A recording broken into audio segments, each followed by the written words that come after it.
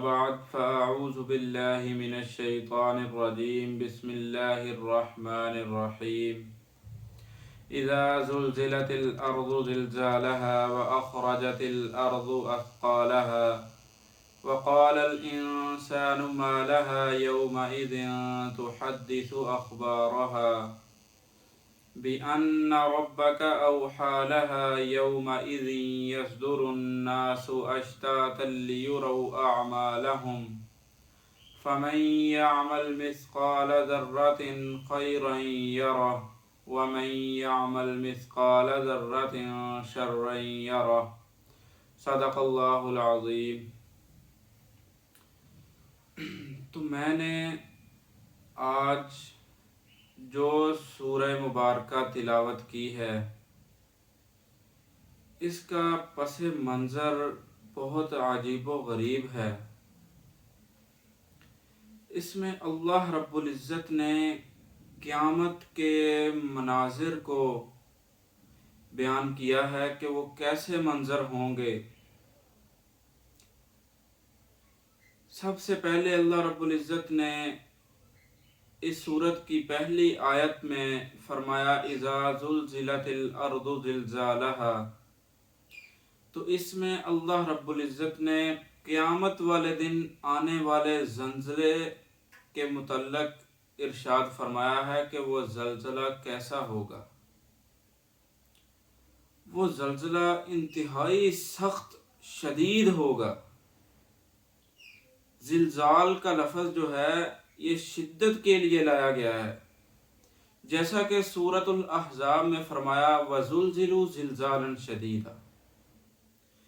یہاں بھی قیامت کے زلزلے کے بیان، یہاں قیامت کے زلزلے کو بیان کیا گیا۔ یہ زلزلہ بہت سخت اور شدید ہوگا۔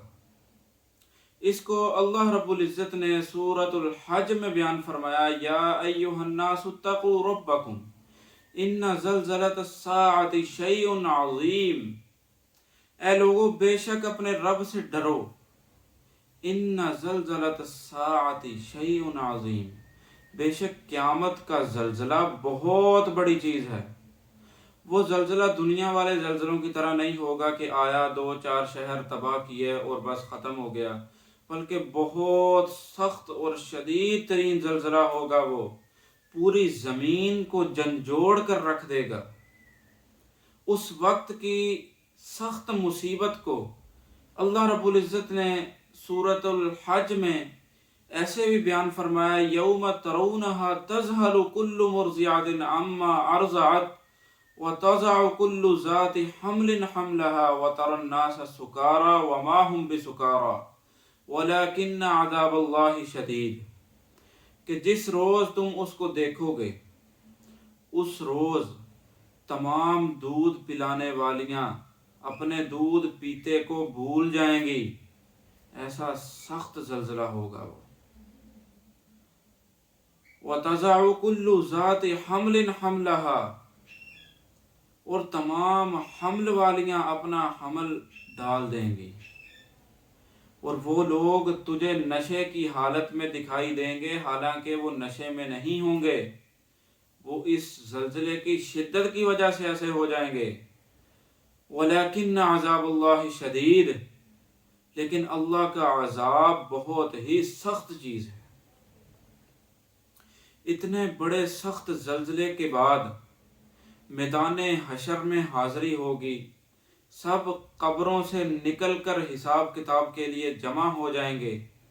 اب زمین اپنے اندر کے دفینوں کو نکال دے گی، جسے وَأَخْرَجَتِ الْأَرْضُ أَثْقَالَهَا میں بیان فرمایا کہ مردے بھی باہر آ جائیں گے اور اموال بھی۔ یہ سب اموال کسی کے کچھ کام نہ آئیں گے، جن پر دنیا میں لڑائیاں لڑا کرتے تھے، لوگوں کی جانیں لیتے تھے۔ میدان حشر میں لوگ جمع ہوں گے، اعمال نامے پیش ہوں گے، گواہیاں ہوں گی، انہی گواہیاں دینے والوں میں زمین بھی ہوگی، جسے یومئذ تحدث اخبارہا میں بیان کیا ہے۔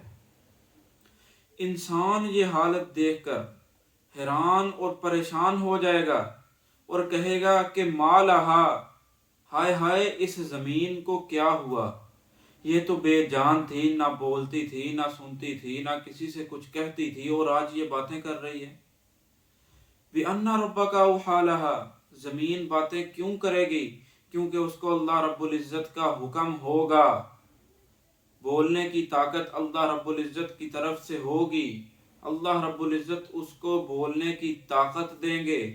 جیسے انسان کے اعضاء اس کے خلاف گواہی دیں گے نا قیامت کے دن، ایسے ہی زمین بھی انسان کے خلاف گواہی دے گی، اور جو کچھ زمین پر اعمال کیے ہوں گے ایک ایک بندے کا وہ بتا دے گی کہ فلاں شخص نے میرے اوپر یہ کیا، میرے اوپر یہ کیا۔ حضرت ابو ہریرہ رضی اللہ عنہ سے روایت ہے کہ رسول اللہ صلی اللہ علیہ وسلم نے یہ آیت مبارکہ یومئذ تحدث اخبارہا تلاوت فرمائی، اور پھر صحابہ سے خطاب کر کے فرمایا کہ تم جانتے ہو کہ اس کا خبر دینا کیسا ہے، کہ زمین کا خبر دینا کیسا ہے؟ عرض کیا کہ اللہ اور اس کے رسول ہی بہتر جانتے ہیں۔ فرمایا کہ اس کا خبر دینا یہ ہے کہ ہر بندہ اور بندی کے بارے میں اس اعمال کی گواہی دے گی، ہر اعمال جو اس کی پشت پر کیے تھے وہ کہے گی کہ فلاں شخص نے فلاں کام کیا تھا۔ اور زمین کی خبریں دینے کا مطلب یہی ہے کہ وہ ہر شخص کے کام بتا دے گی جو اس پر کیے گئے ہیں۔ یومئذ یصدر الناس، قیامت کے دن پیشیوں اور حساب کتاب سے فارغ ہو کر لوگ اپنے اپنے ٹھکانوں کی طرف لوٹیں گے، متفرق جماعتیں بن جائیں گی، اور متفرق جماعتوں میں لوگ چل رہے ہوں گے، ان میں سے جنت والے دائیں ہاتھ کو روانہ ہو جائیں گے، اور دوزخ والے جو ہیں وہ بائیں رستے کی طرف چل پڑیں گے۔ تو لفظ اشتاتن میں مختلف جماعتیں بیان کرنا مقصود ہے۔ پھر آگے اس کو سورۃ الروم میں وَيَوْمَ تَقُومُ السَّاعَةُ يَوْمَئِذٍ يَتَفَرَّقُونَ میں بیان فرمایا ہے، اور سورۃ الزمر میں وَسِيقَ الَّذِينَ كَفَرُوا اور وَسِيقَ الَّذِينَ اتَّقَوْا رَبَّهُم میں بیان فرمایا ہے۔ اور وہ دن کیسا ہیبت ناک ہوگا جب ایمان اور کفر کی بنیاد پر بٹوارا ہوگا۔ دنیا میں جو مومن اور کافر، فاجر اور متقی ملے جلے رہتے تھے، یہ مل جل کر رہنے کی حالت ختم کر دی جائے گی، اور ارشاد ہوگا وَامْتَازُوا الْيَوْمَ أَيُّهَا الْمُجْرِمُونَ، اور اے مجرموں آج جدا ہو جاؤ۔ پھر آگے اللہ رب العزت نے فرمایا فَمَن يَعْمَلْ مِثْقَالَ ذَرَّةٍ خَيْرًا يَرَهُ، جس نے ذرہ برابر بھی بہتری اچھائی کی ہوگی وہ اس کو دیکھ لے گا، اور جنت کی نعمتوں سے مالا مال ہو جائے گا۔ اور جس شخص نے ذرہ برابر بھی برائی کی ہوگی وہ اس کو دیکھ لے گا، اور جہنم میں جائے گا، جو بہت بڑا سخت عذاب ہے اللہ رب العزت کا۔ تو اس صورت میں اللہ رب العزت نے قیامت کی ہولناکیوں کو بیان کیا ہے کہ قیامت کا دن کیسا ہوگا، وہ زلزلہ کتنا سخت ہوگا کہ مائیں اپنے دودھ پلانے والے بچوں کو بھول جائیں گی، اور ان کا حمل، جو حمل والیاں ہیں ان کا حمل گر جائے گا اس زلزلے کی شدت کی وجہ سے، جو پوری زمین کو جھنجھوڑ کر رکھ دے گا۔ تو یہ رمضان المبارک کا آخری عشرہ چل رہا ہے جو جہنم سے خلاصی کا عشرہ ہے، تو اس میں زیادہ سے زیادہ دعا کرنی چاہیے، اللہم اجرنی من النار، اے اللہ مجھے دوزخ کی آگ سے نجات دے۔ تو انشاءاللہ اللہ رب العزت کیا رمضان المبارک کی برکت سے دوزخ سے نجات دے دیں گے، کیونکہ عام دنوں میں اللہ رب العزت جتنی بخشش فرماتے ہیں پورے سال میں بندوں کی، رمضان کے ایک دن میں اتنے بندوں کی اللہ رب العزت بخشش فرماتے ہیں۔ ایسے نہیں، حدیث شریف میں آیا کہ اللہ رب العزت پورے 11 مہینے اپنی جنت کو سجاتے ہیں، پھر جب رمضان المبارک آتا ہے تو فرشتے سے کہتے ہیں کہ آواز لگاؤ کہ ہے کوئی جنت کو تلاش کرنے والا۔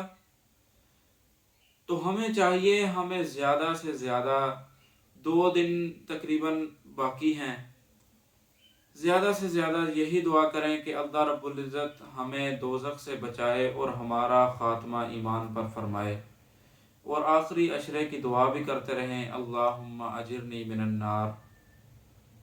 جو کہا سنا اس پر اللہ رب العزت عمل کرنے کی توفیق عطا فرمائے، اور ہمیں مرنے سے پہلے مرنے کا جو حق ہے اس کی تیاری کرنے کی توفیق عطا فرمائے۔